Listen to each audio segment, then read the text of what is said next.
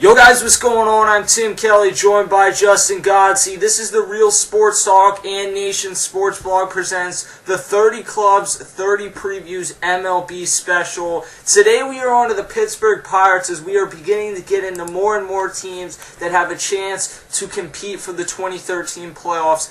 Or at least we believe, sitting here in the middle of March, that they have a chance to compete for the MLB playoffs. Last year, the Pirates were a team throughout the entire season, for the second straight year, I might add, that looked like they were headed for their first winning season in nearly 20 years. Unfortunately, they faded down the stretch, and they ended up going 79 and 83, so they extended that winning or non-winning season streak to, I believe, 20. It was either 19 or 20. They finished in fourth place because the Reds got first, the Cardinals got second, they snuck into the wild card, and the Brewers even got hot down the stretch. They ended up with 83 wins. So the Pirates fell to fourth place. Again, the Astros are out of this division this year, so there are only 5 teams to compete now. So, Justin, in the offseason, the Pirates did make a few moves. Let's go over those moves right now. Now, when you look at the offseason for the Pittsburgh Pirates, you really look around their main signing, which is Russell Martin, and the team in 2012, they had their starting catcher, Rod Barajas. He's no longer with the team. The team decided to go into a different direction. Barajas went to go on to sign a minor league deal with the Diamondbacks, but they did get Russell Martin, who we'll preview here in a minute. They got other acquirements. Last year they're going to be bringing in full-time is Gabby Sanchez, who's coming over from the Marlins. You go into their minor league, signings. They got Mike Zagurski from the Arizona Diamondbacks. They got Ivan DeJesus. Brandon Inge is coming over here. He's coming over from the Oakland Athletics. You know what? When you go into their starting rotation as well, they got Francisco Liriano. The whole story that planned out that there was an injury concern before he officially signed, the pen to the paper with the new contract with Pittsburgh. But you know what? It seems right now that Francisco Liriano will be ready for opening day, as the opening day slot is still available for Francisco Liriano and AJ Burnett. So we are going to begin at the catcher spot with Russell Martin. Russell Martin last year in 133 games hit .211. That part was disappointing. He did hit 21 home runs, 6 stolen bases, 53 RBIs. He does catch a very good, or he does call a very good game behind the plate. Now, this is not a guy that has ever developed into the player we thought he was going to be with the Dodgers in 2007, 2008, a guy that was hitting close to 300 and was an all-star catcher. But behind the plate, he calls a very good game. He gives you some pop, and you just have to know that the average some years is not going to be there, unfortunately. Yeah, it was really disappointing last year with the New York Yankees. He batted .211, but he does have that power. Does call a great game. And for Russell Martin, you really got to look into he's coming back to the National League. He's been there before and played with the Dodgers there. But, he's been away in the National League for 2 years. He's played for 2 years with the Yankees. Now coming back over. We just hope that his average can get back to where it was. Yeah, that's certainly something that he has to do. Hopefully, at least get the average up to 240, 250. That's in the respectable area. His backup's going to be Michael McHenry, and Russell Martin got paid a pretty decent amount by the Pirates. I think the fact that he's been in the pennant chase with both the Dodgers and the Yankees, that will be valuable. So I don't expect McHenry to get a ton of options games, I should say. In 88 games last year, he did hit .233, 12 home runs, 39 RBIs. So he has some pop off of the bench, and now with Rod Barajas gone, he is going to be the backup for this team, and I expect him to provide some good pop on the days that he's called upon, but for the most part, I don't see him getting a ton of options. Garrett Jones is a starting first baseman for the Pirates. Jones in 145 games last year hit .274, a career high, 27 home runs, 86 RBIs. This was a guy who originally began the year in the outfield, I believe, but got that first base position back and had a career year in terms of power, Justin. Yeah, I like Garrett Jones a whole lot. This is a future all-star, no doubt about it. Garrett Jones packs a mean swing, a very powerful swing, and this is what this team really needs, is that power hitter, and they got it in Garrett Jones. Now, Garrett Jones is, I believe, 31 or 32 years old, so the heir apparent may very well be Gabby Sanchez. Gabby Sanchez is actually 29 years old because the Marlins brought him up a little bit late too. So they may just look at him as a backup option. At first base, he brings a good glove. And a few years ago with the Marlins, he was actually an all-star in 2011 because he got off to a fast start. He's hit 19 home runs twice in his career. He had 85 RBIs in 2010. So to have this guy as an option off of your bench, that's impressive. And he will also get some looks at third base behind Pedro Alvarez. He's played a little bit there in spring training. Coming over last year to the Pirates at the trade deadline, combined between both the Marlins and the Pirates, he struggled hitting .217, 7 home runs, 30 RBIs. But this is a guy who can get hot, and he's a very, very good piece to have off your bench late in games. Yeah, Gabby Sanchez, he's still getting up there. When you look at his minor league film with the Miami Marlins or the Florida Marlins, you should really say, this guy has a solid bat. He has a good power bat, but you know what? This is a guy that can reach up to the 20 home run range, and you know what? He's going to be the future of this team to come. He's still young. He's in the prime of his career right now. We just hope that, he gets a starting job here very soon for the Pirates. He can go over there and play third base as well. Yeah, and I'm not sure he's ever going to get that starting job with the Pirates, but off the bench, again, he's a very good option. Neil Walker will be getting that starting job over at second base, as he has had for the last couple seasons now. Hit .280 last year, 14 home runs, 7 stolen bases. Again, he's not someone who's flashy, but a .280 average, 14 home runs, a pretty good glove. He's a good second baseman, and that's what you like out of your second baseman. Backing him up, then you have Josh Harrison as your option. Harrison is more of a third baseman, but he will be used all around this infield for this team. Last year hit .233, 16 RBIs, and 7 stolen bases. So Justin, over at second base, Neil Walker's going to play pretty much every game. Oh, absolutely. I'm a huge fan of Neil Walker, a guy who has actually played, multiple positions around the diamond when he's down at the AAA level of the Indianapolis Indians. Now, Neil Walker is a phenomenal fielder as well. You kind of left that out there, Tim. When you go out there and you see a Neil Walker play, it's always a treat to watch him because he flashes the glove a lot. And when it comes to hitting, it's phenomenal. This guy has a nice swing, a nice average swing. Last year he batted .280. It was a big increase from the season prior in 2011 where he batted .273. But Neil Walker coming up into the Pirates organization, this guy is going to be a phenomenal player to come. And for you fantasy owners out there, if Neil Walker is available, in the middle rounds, you cannot go wrong with drafting because he's going to get you some good fantasy points, and he will get you that, the home run extra points from time to time. Clint Barmes is going to be the starting shortstop then for the Pirates. Barmes last year in 144 games in his first full season with the Pirates. In 144 games, hit .229, 8 home runs, 45 RBIs. So Barmes, the average was certainly not where you wanted to see it. He's been a guy throughout the course of his career that at least is going to get you a .245, .250 average. That's more of what I expect out of Clint Barmes this year, is a .245 average around there. Then Jordy Mercer is going to be his backup, Justin. Mercer last year at the AAA level hit close to 300, and then at the MLB level in very limited time did not produce all that well. So at shortstop, this is a position where you hope you get a good glove and a guy that can get some timely hits. But overall, between these two, you're never going to get someone who's probably going to have a great average. Now, shortstop, I think this is a position that's really up in the air right now because you got Jordy Mercer who's coming up for the AAA level, the Indianapolis Indians. And, the Indians has been phenomenal, working with the prospects and bringing them up to the major league level. But Clint Barmes, last year really fell off with the Pittsburgh Pirates. His average was not where it was from the season prior, where he batted .244, which is not that good. But, he's on a decline a little bit. But when you look going over to Jordy Mercer, this guy is phenomenal. He's dangerous on the base path. He's not going to steal you a whole lot, but if you look at his speed on the base path throughout his minor league film, it's phenomenal. He can steal you some bases a year, but you always look at that bat that he has. He has a high, throughout his minor league career, his highest was a .329 average. Now he's in a full season in 126 games at the AA Altoona level. So this guy is an up and coming prospect. He kind of reminds me of Clint Barmes, to be honest with you. So as long as Clint Barmes, he's a guy that the Pirates really need a really productive season out of because he's also playing a big pivotal role in the team as well. Now, over at third base, the guy who finally showed all the potential that we thought he had last year is Pedro Alvarez. Now, it's become clear that Alvarez is probably never going to be a guy that gives you a great average.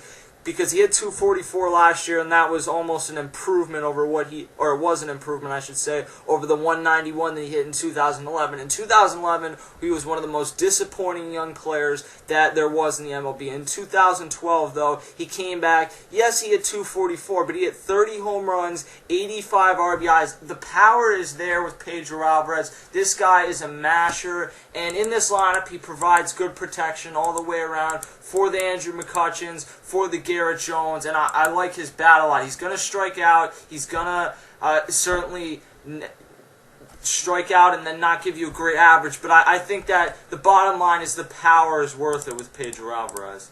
Yeah, the power is what they really want out of Pedro Alvarez, but you got to get that that average back up to speed, because last year he was on a major decline. He played 74 games at the major league level before being sent down to AAA to work on his hitting mechanics. Now when I was watching him during his springtime, he hasn't improved on his swing a whole lot. Very impressed by what he was doing. And you know what? This guy can also play the outfield as well, so that's really great. He's a multi-position player, and that's always good. This is a guy who I've been following since his days at Vanderbilt, a very promising power swing. And you know what? It's just a matter of time until he gets back on track. The power last year was just phenomenal. Keep on improving there, Pedro. You'll get that done. Yeah, there's no question about it. Now, shifting out to the outfield, we begin at the left field position where Starling Marte is going to be a starter. Last year, Marte, in 47 games, hit 257 with 5 home runs and 17 RBIs, stole 12 bases. So, Justin, this is a guy in Marte that I like a lot. Oh, I like Starling Marte. I was watching this guy. His first swing home run against the Houston Nationals last year. The former #1 prospect of the team, that's now Garrett Cole. But Starling Marte, this is a phenomenal outfielder. A lot of people are comparing him to Curtis Granderson, where I think it's a little bit too crazy, because Starling Marte is not going to hit you the amount of home runs as Curtis Granderson does. But Starling Marte is phenomenal on stealing wise, so this guy can get you an average of 25 to 26 stolen bases a year. And he has a phenomenal future ahead of him. Let's just hope that he can remain healthy and stay healthy. And then you also want to look at the backup in Jose Tabata. He has had a slump. With Pedro Alvarez and Jose Tabata. Those are two notorious guys for having some slumps. But we just know that Jose Tabata, I think this is a guy where he really has got to look at his average wise, and you got to look at his power swing, because this guy has a good power swing. He batted 243 last year, a very disappointing year average wise, because back in 2012, 2011, this guy was batting 266, but he batted 243 last year. Tabata just really needs to improve on that swing and get it up to the next level. Get some more power to his swing also. He's not going to hit you a lot, but this guy does have a promising swing. Yeah, he was someone in the minor leagues that was hitting for high averages. He's never been a great power hitter, but he does have that stroke occasionally where you will see him hit a home run here or there. But the RBIs need to go up, and ultimately I think he was someone in the minor leagues who had such good success at stealing bases that he thought that he could just translate that to the MLB level, and he's become a guy that gets caught stealing a lot. Last year, in 20 attempts, only successfully stole the base 8 times, so that means he was thrown out 12 of the 20 times, which is not nearly a good enough success rate. So that's something he needs to improve on. I like Jose Tabata as a 4th outfielder, though, which is pretty much the role he is going to be serving on this team. Now, another option they have out there is Alex Presley. Presley last year in 143 games, or 104 games, I should say, hit 237 with 10 home runs and 25 RBIs, stole 9 bases. So he was bouncing back and forth between the AAA and the MLB level. I think Alex Presley has a respectable power swing, and he's someone that's going to be competing throughout spring training, which is currently going on, to get one of the final spots in the 5th outfielder spot, really. He does have the ability to play center field as well, so we'll see what happens with him this year. The one guy that we know on this team that nothing's happening to, that's Andrew McCutchen, who is on the cover of this year's edition of MLB The Show and is an MVP candidate. In 157 games, McCutchen hit .327 last year, 31 home runs, 96 RBIs, stole 20 bases, was a tremendous fielder, finished 3rd overall last year in MVP voting. And, at the bottom line is that Andrew McCutchen is potentially the best outfielder in the game right now, and I think that if the Pirates are really going to turn things around and continue the turnaround that they've had the last few years and try and build towards being a playoff team, Andrew McCutchen is going to be the biggest reason why, because he's developed into... I was impressed when he came up, but he's developed into a guy that is a superstar, really. Yeah, McCutchen is a total badass when it comes to the outfield. He plays great outfield. He's a great fielder. And you know what? Not only is he a great fielder, he's a great hitter. You know, we saw that last year. Really blew us all away. This guy should have won the, NL All-Star and NL MVP. I almost got a little mixed up there. But you know what? This guy overall is a total badass. Andrew McCutchen deserves it. And you know what? If this team's really going to evolve around one person, it's going to be Andrew McCutchen, because this guy has speed, he has some power, and he packs a great average bat. So that's always good to have. Yeah, it is. Excuse me. Now, one of his backups in center field is Josh Harrison, who we also saw in the infield. Harrison, again, never been a great average hitter, but he will get some looks there. And then Alex Presley is another option. Now, Presley, because of that ability to play both center and left, I do expect him to ultimately make this team. Now, a guy who will be getting the look out in right field is Travis Snyder, a guy who disappointed with the Toronto Blue Jays and then was traded for, I believe, Brad Lincoln at the trade deadline last year. Now, Travis Snyder is a guy that after coming over to the Pirates last year in 50 games, hit .250 with 1 home run, 9 RBIs, and 2 stolen bases. In the past, he was someone in the minor leagues that teams viewed as a top prospect coming up. He hit .337 in AAA in 2009 with 14 home runs. He looked like he had a bright future as an outfielder. Never someone that was going to be a great power hitter, but someone that was going to come up and hit for a good average and be an everyday outfielder, and it really just never came to fruition in Toronto. But he's still young. He's only 23 years old, or 24 years old, I should say. And the fact that the Pirates have this option now with him in right field, it's one of those type of risks that small market teams have to make with the guys like this to be successful, because they're getting them for a cheap price, and they hope that that potential fully comes out this year and he explodes. Now, I am really disappointed, Tim. I'm just really disappointed with Travis, how Toronto really used Travis Snyder. They drafted him, put him down on rookie ball, then they put him up to the A level, and then instead of going to, regular A, not going to Double A, not going to Triple A, they put him up to the Major League level. In 2008, after 2 years in the minors, he was rushed to the Major League level. This guy, on a normal team, this guy's a backup or a bench piece. He's good on the base path, absolutely. He has a solid average, but I was really disappointed on how fast they were rushing to the major league level. I think he should have been up in the major leagues at 2009 full time, because this guy has a great average bat. And he's dangerous on the base path. But he's coming over to Pittsburgh, and I honestly think that this is going to be a shot in the dark for Pittsburgh, because it's something that could not work out. But for right now, it's the starting right fielder. Now, when you look at the backup, and I'm going with Presley here.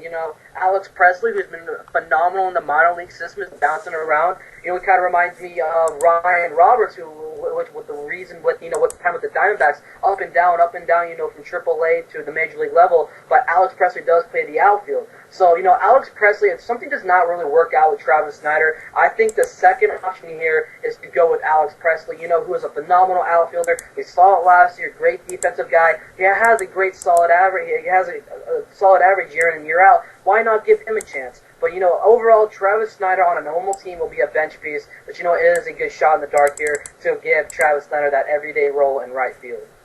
That's an option, and then another option if things really don't work out with Travis Snyder is moving Garrett Jones from first base to right field and then giving Gabby Sanchez the everyday job over at first base. So they do have a few options with this team. I like the lineup a lot. It's not a great lineup, but it features a great center fielder in Andrew McCutchen and some very nice pieces like Garrett Jones, like Pedro Alvarez. The addition of Russell Martin might not up the team's average, but I think as an overall team, Russell Martin does make this team better. Now, looking over to the rotation, Russell Martin's former teammate in New York has been named the opening day starter just a couple days ago, and that is A.J. Burnett. Burnett last year came over and came back to what we had seen of A.J. Burnett in his time in Toronto and then his first season in New York. He came back to form and had one of the best seasons of his career, going 16-10 with a 3.51 ERA through over 200 innings. And the bottom line is that when there aren't expectations on A.J. Burnett and he's just able to go out there and throw his game,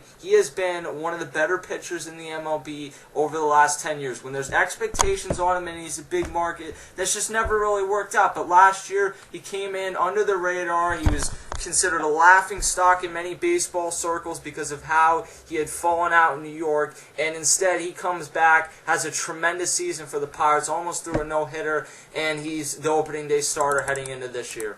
I have a lot of respect for A.J. Burnett. He's actually one of my favorite guys when it comes to the Pittsburgh Pirates to watch when they're on television. And A.J. Burnett's overall a great pitcher when he is healthy. You know, we saw it last year having a huge comeback here from the 2011 campaign with the New York Yankees, which turned out to be a travesty for A.J. Burnett. But coming over to the Pirates in 2012, you know, I was hoping that we would see, you know, him in the middle of the order. But, you know, this guy was like a number 2 guy on this roster because it was Jeff Carson was at number 1.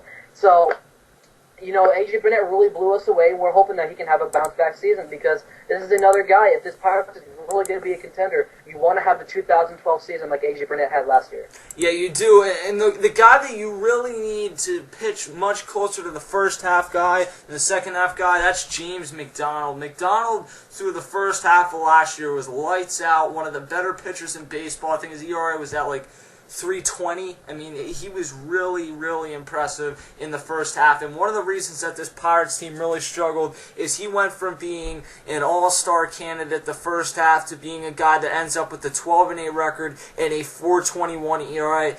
I mean, I don't know what to expect out of James McDonald this year because the last 2 years he's ended up with 4.21 ERAs. But the first half of last year, he looked like a legitimate ace for this team. They had him and A.J. Burnett, and that's when this team was really hitting their stride. When he went down and really began to struggle, that's when this team's season went downhill. And I think that he is the X factor on this team. What he does determines how good this rotation is because it's a rotation that, yes, it has a lot of names and a lot of potential, but you're not necessarily sure what you're getting out of guys like Francisco Liriano or even some other guys deeper down in this rotation. And James McDonald has to be one of the certainties if this team's going to have success in 2013.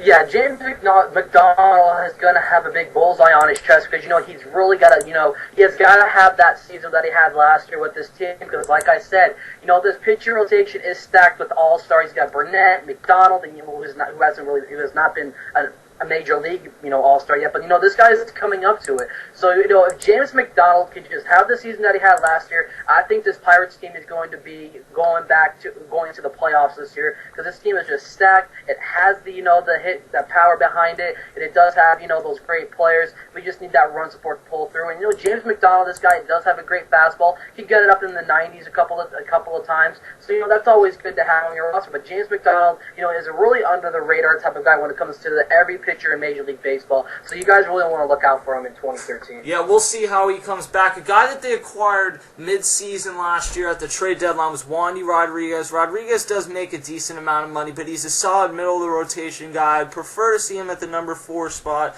but at the number 3 spot, 12-13 record combined last year, 3.76 ERA. He's going to get you 200 innings, so he's an innings eater for this team. I do like him. And then rounding out the rotation, there's actually 3 candidates because we're not necessarily sure the exact status of Francisco Liriano. So, Justin, I'm going to look at the 3 candidates and then get your thoughts, beginning with Jeff Locke. Locke last year went 1-3 in 8 total games, 6 starts, 5.50 ERA. My guess is that he's probably not in the rotation. And then the final guy to round out the rotation, according to their depth chart on their website, would be Jeff Karstens, who last year went 5-4 with a 3.97 ERA. So I think one of those two long-term will not be in the rotation. Francisco Liriano still trying to get back from an arm injury, so we're not sure if he's going to be ready at the beginning of the year. The bottom line is that with Francisco Liriano, who spent last season combined with Minnesota and the White Sox, he was so dirty his first year in 2006, 12-3 with a 2.16 ERA.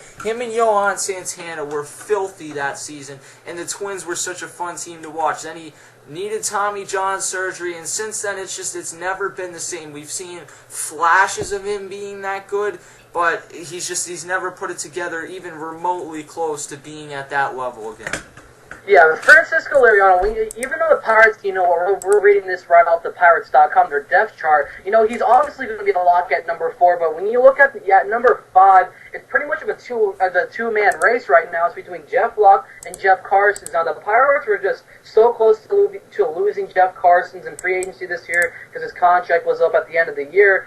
And, Jeff Carstens, he does have a great fastball. He has a couple of other, dirty pitches that he does have to his arsenal. But Jeff Locke is a guy who's been down in the farm system for quite a while now. He does make those periodic appearances late in the season, in 2012 and 2011. But he spent most of his career down at the AAA, pretty much in the minor league system. But in 2012 with the AAA Indianapolis Indians, this guy was phenomenal, filthy, 10-5 with a 2.48 ERA, 141 innings pitched. And you know what? That is phenomenal. This guy does have a great fastball. He has a dirty changeup and an amazing sinker. So, you really want to look at Jeff Locke becoming, that number 5 guy. Now, as for Jeff Carstens, he does have a career with the team. He knows his team from head to toe. And you know what? It will not surprise me if he starts the season in the bullpen. There are a couple of guys in that bullpen, but Jeff Carstens could be that guy going over there just to add more depth as a middle inning reliever. But, just in case, say,